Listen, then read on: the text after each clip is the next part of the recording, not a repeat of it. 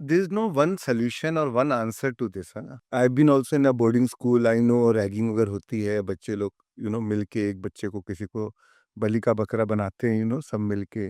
So वो होता है. But there is no one right answer. You have to understand what works with your child psychology. You have to understand every child is different. And he is a child. अगर कोई adult रहता है तो मैं उसको answer बताता कि नहीं ये सही है. विद द चाइल्ड आपको उसकी साइकोलॉजी के लिए, उसकी पर्सनैलिटी के हिसाब से उसके लिए क्या वर्क कर सकता है, क्या नहीं करेगा, वैसा आपको गाइड करना है ना. Maybe it is fine to even pull him out of the boarding school. ऐसा मतलब it could be even that. इसलिए कोई सही आंसर नहीं है कि नहीं यही करना चाहिए. This is more about experiment. ये एक्सपेरिमेंट करके देखो, ये काम कर गया तो अच्छी बात है, नहीं है तो ये एक्सपेरिमेंट करके देखो, ये हो गया तो ये है, राइट. और कई बार एक और चीज़ है कि जीवन में जब अर्ली स्टेज में जब हमको तकलीफ आती है, चैलेंजेस आते हैं, तो कहीं न कहीं उसको दृष्टिकोण अगर सही मिल जाए जो आप देते रहेंगे, तो कहीं न कहीं वो और मजबूत बन के निकलेगा. ये बड़ी चैलेंजेस आएगी तो उसको चैलेंजेस फेस करने की आदत है. उसको लोगों से कैसे डील करना उसकी आदत बन गई है, राइट? तो कई बार उसका भी कुछ फ़ायदा मिल सकता है, राइट? बच्चे बच्चे होते हैं ना, अगर बड़े रहते तो मैं बोलूँगा नहीं अपने भाव को मत बदलो, don't change your state of being. And भले अपनी बात जोर से बोलना है, जिसको बोलना है, जहाँ बोलना है, बट बिना कटुता के भाव रखे हुए, बिना एंगर और फ्रस्ट्रेशन के भाव रखे हुए. बट बच्चों को आप अगर ये सब ज्ञान देंगे अभी, तो वो तो स्पिरिचुअलिटी से भी बोलेंगे कि नहीं ये क्या बात कर रहे हो आप, I am angry, I am upset, so you have to acknowledge their anger.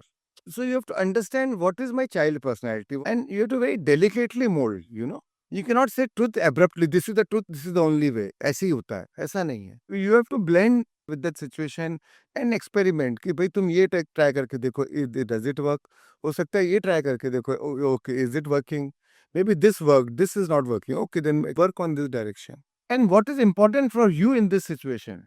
For you, the test is you don't change your emotions. And are you feeling sad for your child's sadness? So you don't lose your alignment. Then right guidance will come to you. Sometimes when we lose our alignment, फिर हमारा belief system हमारी भावनाओं को उन पे impose करते हैं, right? हमारे विचारों को उन पे impose करते हैं. But when you are in your state of alignment, in spite of his going through a challenge, right? Then you'll be able to guide him properly. आपको भी आपके meditation में in your state of alignment, you will get the right guidance. Right कि अब उसको क्या करना चाहिए, आप खुद उसको प्रॉपर गाइड कर पाएंगे. So take it as a test for your spiritual experience also कि am I losing my alignment. If you are losing it then no, I will take my time out, withdraw from the situation, find my alignment, and then again come back and give him guidance. And that child is always connected to the energy of the mother, especially. So when you raise your vibration, subtly they will get your vibration. एक तो होता है कि जैसे आप physical level पे आप चिंता कर रहे हैं कि या उनको गाइड कर रहे हैं, हेल्प कर रहे हैं. आप फिजिकल लेवल में भले ही राइट गाइडेंस दे रहे हैं, बट अंदर से अगर आप वरीड हैं, अंदर से आप बेचैन हैं और आपके वाइब्रेशंस लो हैं, तो on a physical dimension you're helping, on an energetic dimension you are only becoming their roadblock. On the physical dimension you're helping, on an energetic dimension you are the hurdle, right? We have to help on both dimensions. One is physical dimension, जो तो हम सब लोग करते ही अपने बच्चों के लिए.